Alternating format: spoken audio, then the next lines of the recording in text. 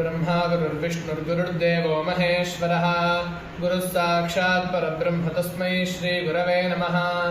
श्रीगुरुभ्यो नमः। हरिः ओम्। नम ईध्र्याय च तप्याय च नमः। ईध्र्याय ईकार लक्ष्यानुसार पूर्वागमदकार धकार रेफ इकार यकार आकार यकार अकाराः। ईध्र्याय अनुदात्त ईकार लक्ष्यानुसार पूर्वागमदकार धकार रेफोदात्त इकार यकाराल्पतर प्रयत्नतैरो व्यञ्जनस्वरित आकार यकार प्रचय अकाराः। ईध्र्याय द्विमात्रिकानुदात्त ईकार अर्धमात्रिक विराम अणुमात्रिक लक्ष्यानुसार पूर्वागमदकार अणुमात्रिक धकार अर्धमात्रिक रेफा एकमात्रिकोदात्त इकार अणुमात्रिक विराम अर्धमात्रिक यकार द्विमात्रिकाल्पतर प्रयत्नतैरो व्यञ्जनस्वरित आकार अणुमात्रिक विराम अर्धमात्रिक यकार एकमात्रिक प्रचय अकार द्विमात्रिक पद विरामाः। ईध्र्याय द्विमात्रिकानुदात्त ईकार अर्धमात्रिक विराम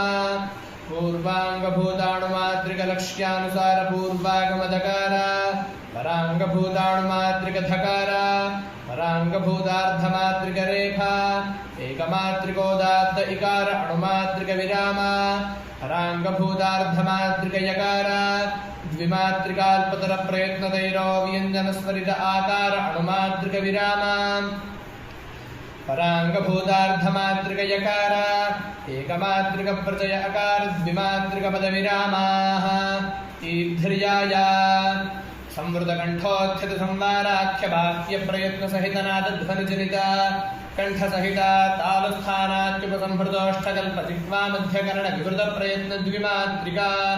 अग्निदेवता क्षत्रिय जाति तमो गुण सहित कनिष्ठांगुल्याद्य रेखान्यास योग्या शरीर ह्रासैधितगण विल विनुसृत मृदध्वनिक शिखिर्तुल्य षड्जस्वर हेतुभूता हृदयस्थानोत्पन्नानुदात्त स्वर गुणका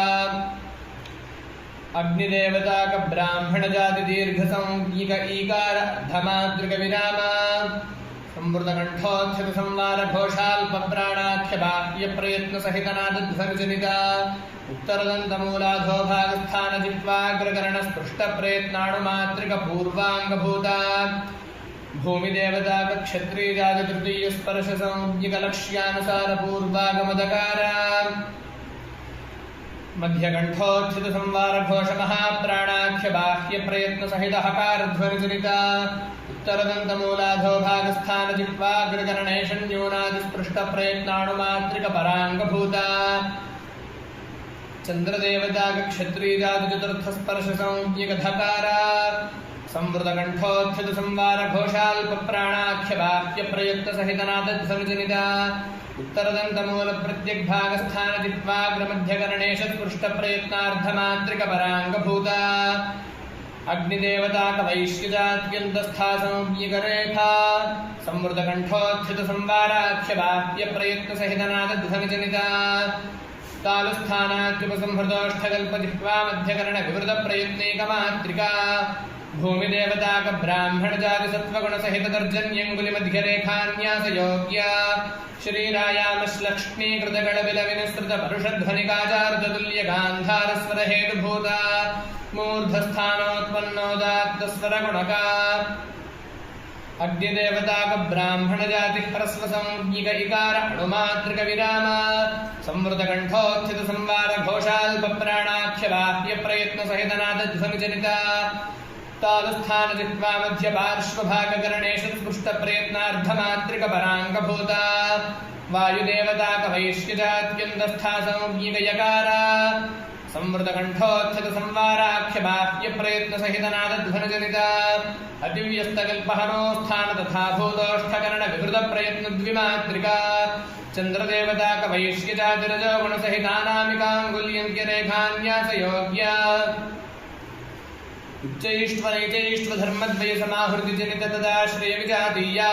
हयहेषातुल्यधैवतस्वरहेतभूता कर्णमूलस्थानोत्पन्नाल्पतरप्रयत्नतैरो व्यञ्जनस्वरितस्वरगुणका वायुदेवताकब्राह्मणजातिदीर्घसंज्ञिक आकार अणुमातृकविराम संवृतकण्ठोत्थितसंवारघोषाल्पप्राणाख्यवाक्यप्रयत्नसहितनादध्वनिजनिता तालुस्थानजिह्वा मध्यपार्श्वभागकरणेश स्पृष्टप्रयत्नार्धमान्त्रिकपराङ्गभूता वायुदेवताकवैश्यजात्यन्तस्था संज्ञिकयकारा संवृतकण्ठोत्थितसंवाराख्यवाक्यप्रयत्नसहितनादध्वनिजनिता अत्युपसंहृतकल्पहनो स्थान तथा भूतोष्ठकरणसंवृतप्रयत्नैकमात्रिका सूर्यदेवताकशूद्रजातितमो गुणसहितमध्यमाङ्गुलिमध्यरेखान्यासयोग्या उच्चकल्पतद्विलक्षणक्रौञ्चक्वणनतुल्यमध्यमस्वरहेतुभूता सर्वाङ्गस्थानोत्पन्नप्रचयस्वरगुणका वायुदेवताकब्राह्मणजातिह्रस्वसंज्ञिक अकारद्विमात्रिकपदविरामाः ईध्रियाय हरिः ओम्।